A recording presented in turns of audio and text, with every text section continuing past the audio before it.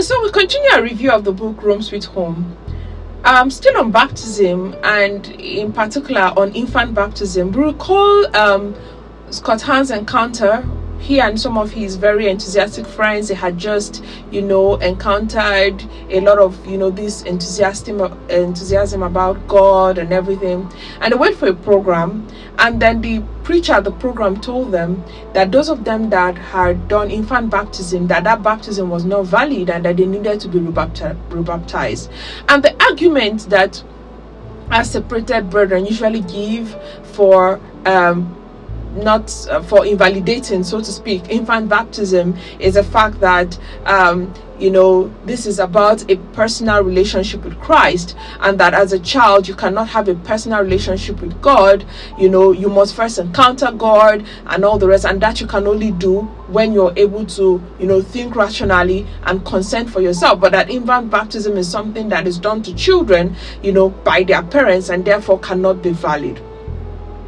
And so a lot of them, say they were going to be rebaptized, and, they did. But Scott Hahn decided to research it himself and check whether there was logic behind what was said. And so that brings us to our reflection on infant baptism and why. Now, if we actually look at the Catholic definition of baptism, which is a sacrament that, cleanses us from our original and actual sins, makes us children of God, members of His church. We look at that concept of sacrament. What is a sacrament? A sacrament is an outward sign of inward grace ordained by Jesus Christ, by which grace is given to us. So then what is grace?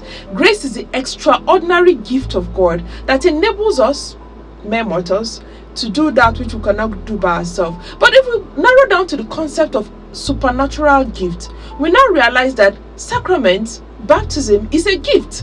It's not something you earn.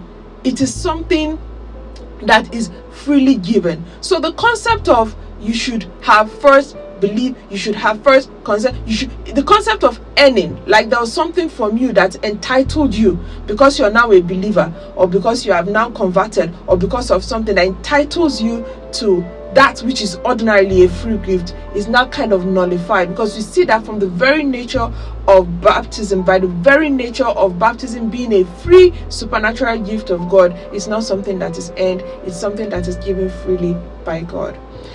However, even if we look at the baptism as that sacrament which kind of opens the gate, or which entitles us to become children of God, which is the means through which we enter into the new and everlasting covenant. Let's go back to the old covenant that God did with Abraham. It was through circumcision. Circumcision was the means of entering into the covenant and renewing that covenant, and circumcision was an infant thing. So if back in the days the covenantal story was actually an act done on children, 8-day-old children, then why do we now think that baptism, which is actually the covenantal act of the new and everlasting covenant, we are now excluding children? No, now it doesn't even follow logically. However, on a very practical term, there's something that I read and I was quite impressed with the logic behind it, and that was what St. Augustine said. He said that as parents, there are so many decisions we take for our children because they make sense, because at that point our children are not able to take the decisions for themselves, but as parents we take the decision for them, we consent to them.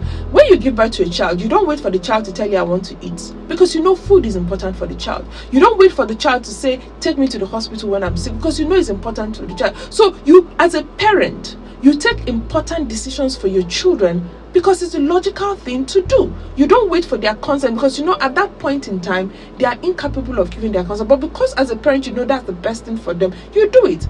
Now, baptism is a sacrament that makes us children of God. What else can be better for your child than to become a child of God? Why then do you now wait until the child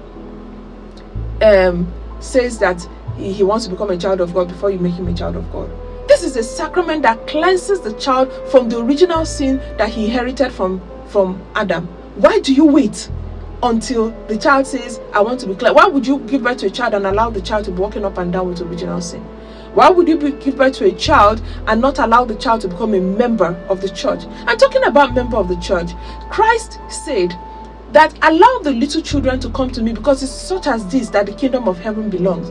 Meaning that these children are already, by being children, even as children, entitled to the kingdom of heaven.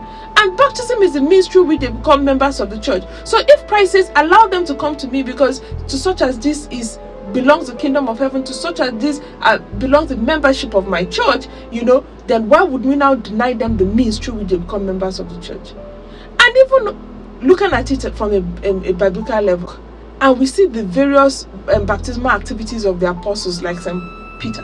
When he went to baptize the Colenus, he said he baptized Colenus and his household. Household means everybody in the house. He didn't say he baptized Colenus and the adult members of his house. In the same way, when St. Paul was in prison and they had the encounter with the prisoner, and the prisoner took him home that night, he said he baptized the prison warden and all the members of his house.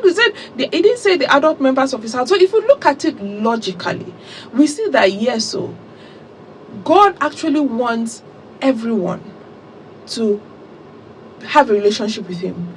Children, adults, old people, and he gives us the means through which we can become his children, and that is baptism.